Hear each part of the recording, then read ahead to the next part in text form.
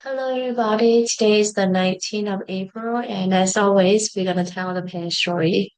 This pain story has changed a lot of people's lives and shed light into why something happened to our life and how we can create or manifest our dream life in a very certain way. So, are you ready? Let's get started. What is this? It's a pen. What do we use the pen for? To write. Now, there's a dog inside the room. I'm going to wait this info. The dog, what does the dog do? The dog probably sleep, like I do this, right? Does the dog see this one as a pen? No. So for the dog, this one is not a pen, but for the human, this one is a pen. So who is corrupt, the dog or the human? The answer is both are corrupt. For the dog, this one is a chewing toy, while for the human, this one is a pen to write. The dog is corrupt in the world, the human is also corrupt in the world, in his world. So that is our first lesson. Both are corrupt. Now, let's imagine that there is a table in front of me, so I'm going to put this thing on the table. And then both the dog and I will walk out the room. So inside the room, there'll be no human, no dog. What does this thing become? It is still a penetrating toy, or it becomes almost nothing. And the ancient wisdom called this one as the emptiness. The emptiness is actually a very magical definition. As we understand the emptiness, we'll be able to achieve anything in our life. Just like Michael Roche applied the emptiness into his business and was able to build business with a revenue of $250 million a year. He is also able to help several refugees. So why is the emptiness? Why is that so magical? Let's go back to the pain story, okay? So this thing is currently on the table when there's no human, no dog, or nothing to interact with. We come back to true self, right? And we call it the emptiness. So the emptiness is not, it's not nothingness, it's not blackness, it's not your darkness or anything. The emptiness is just itself when it doesn't interact with anyone or anything. So, each and every one of us, whether we are human, animal, object, we all have the emptiness, right? But then in reality, we always interact with someone or something. So for that someone or something, we might be something different. So for instance, in the pen story, okay?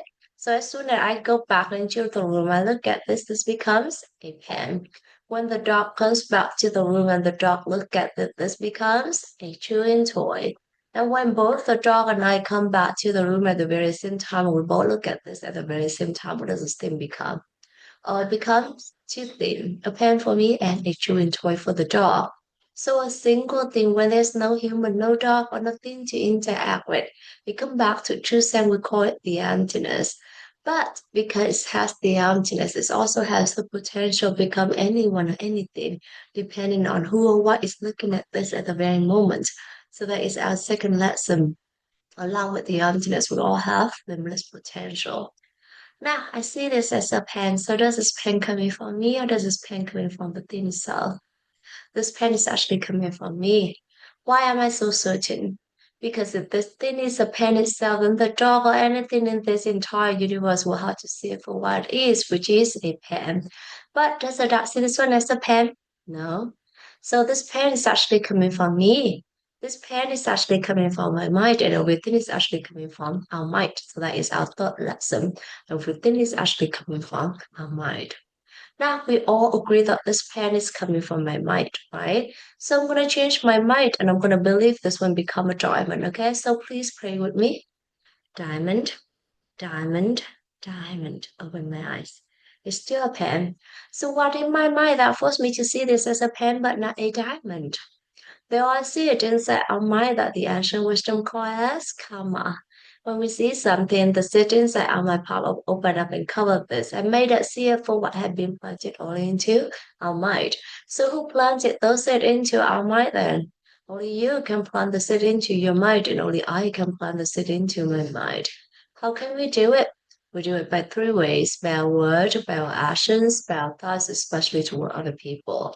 So for instance, I'm going to hold on to this. I'm going to say that I have the pen. Would you like to have this pen? And when my friend say, yes, please, I'd be so happy to give this to my friend with the hope that I can help my friend.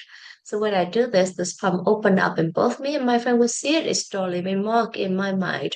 A couple days later, when I see this, I recognize this one as a pen, which means that the seed of the pen has already been planted into my mind. And I pop up, open up, and cover this, and maybe see it as a pen. And this is how a pen become a pen, and anything around us become what and who they are to us.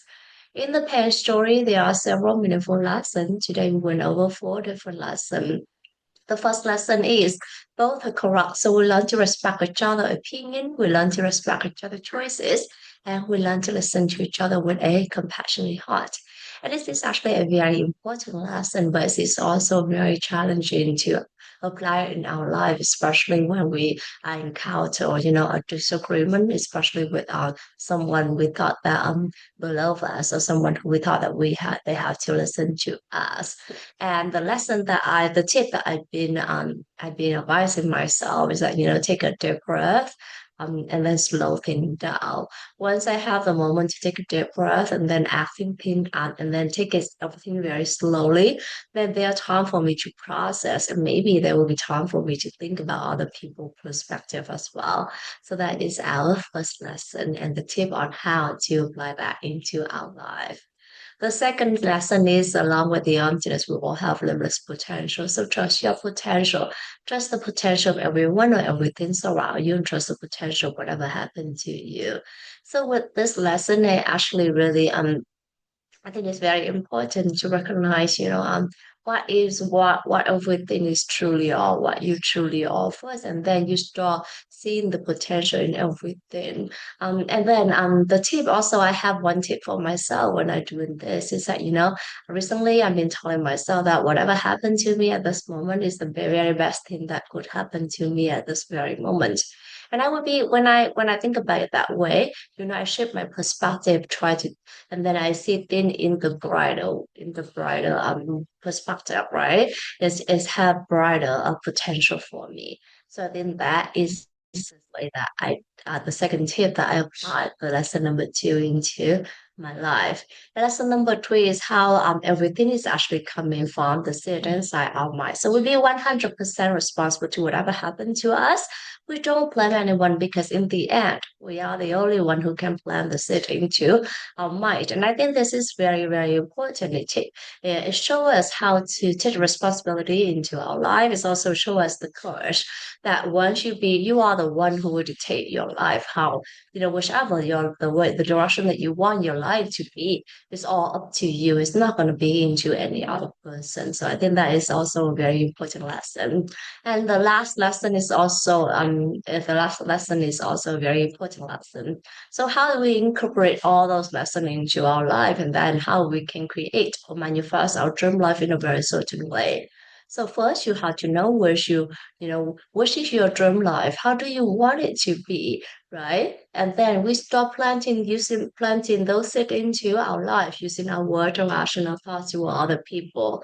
So if we want to have a happiness, then we have to plan the happinesses using our word or action or thoughts, helping other people to be happier. If we want to have prosperity, then we use our word or action or thoughts, planting the prosperity seed, making by making other people to be more prosperous. And just like that, whatever that you want, making sure that you use your word, your action, your thoughts with other people helping them to get that very same search. And that's this the one of the best and most secure way for you to be able to firmly plant the seed into your mind.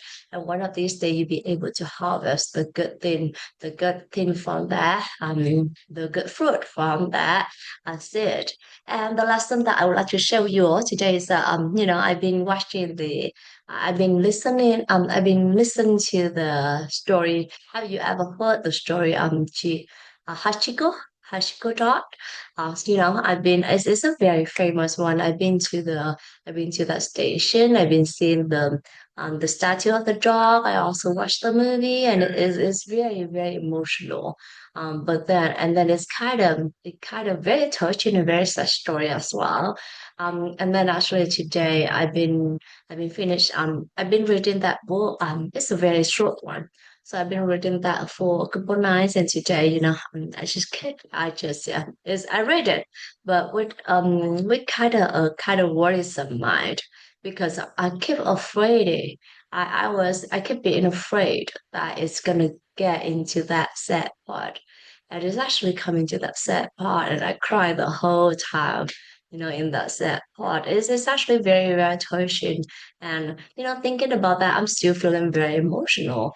And I think that, one of the very beautiful things in human being is the feeling of love, being able to love someone unconditionally, to wait for someone unconditionally. And I think that's what Hachiko, his love, his loyalty to his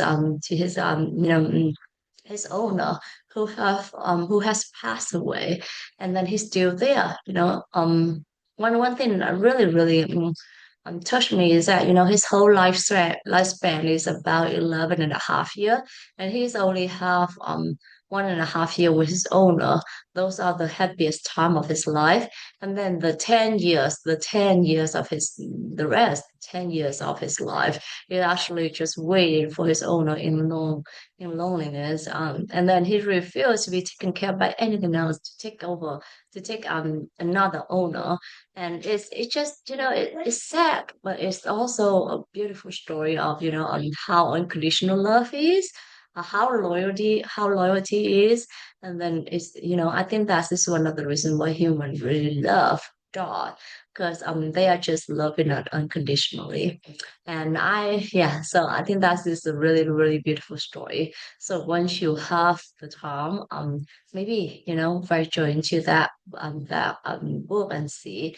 And another really beautiful thing is that the book is actually written by a Portuguese writer, when this story is actually happening in Japan, and everything is in Japanese. So I just think that love in any language, it will touch you, whether you are Japanese, you are Vietnamese, you are Portuguese, or anyone.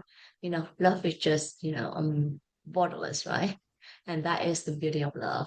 So thank you so much, everyone, for listening to me today. Thank you, Anne, for accompanying me in this 3,000-day journey. And by me sharing with you the pen story of my lesson is something good, I would like to dedicate that to my dearest family, to my friends, to my coworkers, to my neighbors, to my clients, or to any living things in this world, any other worlds, with love, wisdom, and gratitude. Thank you so much, everyone. Have a beautiful day. Bye bye.